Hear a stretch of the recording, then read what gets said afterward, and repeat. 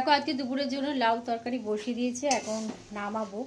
ভাবলাম যে না একটু ভিডিও তোমার সাথে শেয়ার করি, একদম লাউ খেতে ইচ্ছা হলো, ওই জন্য লাউটাকে একদম ধনেপাতা দিয়ে করে নিচ্ছি।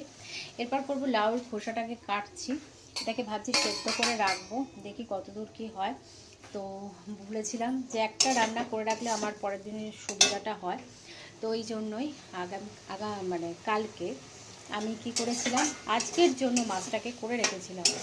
তো যাই হোক, এই যে মাছ বের করে গেছি, এক টুকরো মাছ খাবো, আর লাউ তরকারি করে রাখছি, লাউটা খাবো না। আর এখানে কালকের একটু শুক্তো আছে, এটাকে গরম করে নেবো। এরপর ঝপাঝপ ভাত বসিয়ে দেবো, কারণ আজকে আমার একটু বেরোতে হবে। আজকে একটু বেরোতে হবে, ওই জন্য তাড়াতাড়ি করে রান্নাবান্না করছি। এখন ঘড়ি কাটা বাজে 12টা 15 হয়ে গেছে, 12টা 16। তো মোবাইল দেখে টাইমটা বলছি। তো চলো ঝপাঝপ করে রান্নাটা কমপ্লিট করি, দেখি একটার মধ্যে যদি হয় খুব ভালো, তারপরে জল ভরতে হবে। তো চলো এইটুকু ভিডিও আর পুরোটা কমপ্লিট করে চলো। তো দেখো এবার লাউ খোসাকে ফ্রাই করছি, কারণ ঘড়ির কাটা ঘুরতে এখানে দিয়ে দিচ্ছি রসুন আর কাঁচা লঙ্কা দিয়ে একটু ফ্রাই করছি।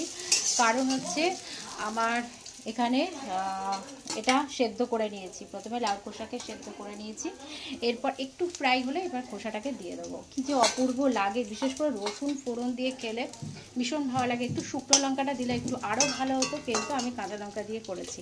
আর এখানে আমার হয়ে গেছে গরম গরম ভাত, এখন অতটা গরম আর নেই। আর এখানে করে নিয়েছি লাউ তরকারি, সব ঢেকে রেখেছি। আর এখানে কালকে বললাম না একটু তরকারি আছে, এই শুক্তোটা একটু গরম করে নিলাম। আর এখানে একটা মাছ আমি বের করে গরম করে নিয়েছি, যেহেতু আজকে আমার একটু তাড়া আছে, একটু বেরোবো, তো ওই জন্য যা পেরেছি তাই করে নিলাম। তো চলো এইটুকু দেখি আজকে ভিডিওটাকে এন্ড করি, কারণ ঘড়ির কাঁটা ঘুরছে। তো ভিডিওটা ভালো হলে প্লিজ লাইক করো, কমেন্ট করো, শেয়ার করো, আর সাবস্ক্রাইব করতে ভুলো না। চলো এখনকার মতন টাটা, আবার পরের ভিডিওতে দেখা হবে।